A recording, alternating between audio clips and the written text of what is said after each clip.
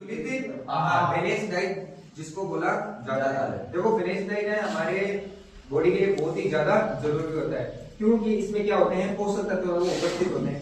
पोषक तत्व ऐसे तत्व जो हमारे शरीर की वृद्धि और विकास के लिए आवश्यक होते हैं, उनको क्या बोलते हैं, पोषक तत्व बोलते हैं। ठीक है, पोषक तत्व होते हैं मोस्टली 5 टाइप के। कितने टाइप के हैं? 5 टाइप। कौन कौन से हैं?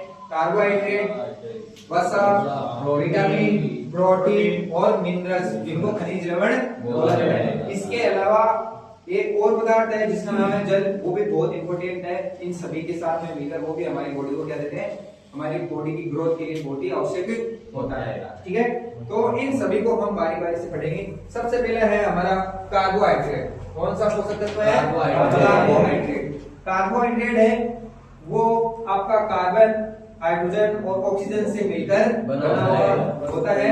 इसको सामान्यतः बोलते हैं शुगर। क्या बोलते हैं? शुगर या शर्करा बोला जाता है। ठीक है, सामान्यतः इसका जो स्वाद होता है वो होता है आपका मीठा।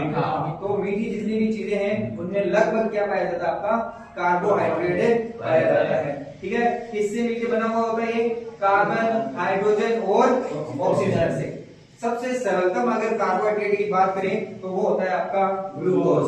कौन सा होता है? ग्लूकोज। ठीक है, इसका केमिकल फॉर्मूला क्या होता है? C6H12O6 होता है। क्लियर है?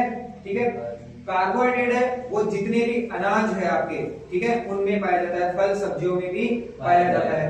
ज्यादातर मोस्टली किसमें पाया जाता है? जितने भी जो अनाज होते हैं जैसे गेहूं, जौ, चावल वगैरह, इनमें क्या पाया जाता है? आपका कार्बोहाइड्रेट पाया जाता है। ठीक है, सामान्य सूत्र क्या हो सकता है इसका?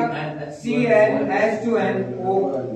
ठीक है, तो हमने कार्बोहाइड्रेट को 3 भागों में बांटा है जल अपघटन के आधार पर। वो कौन कौन से 3 पार्ट है?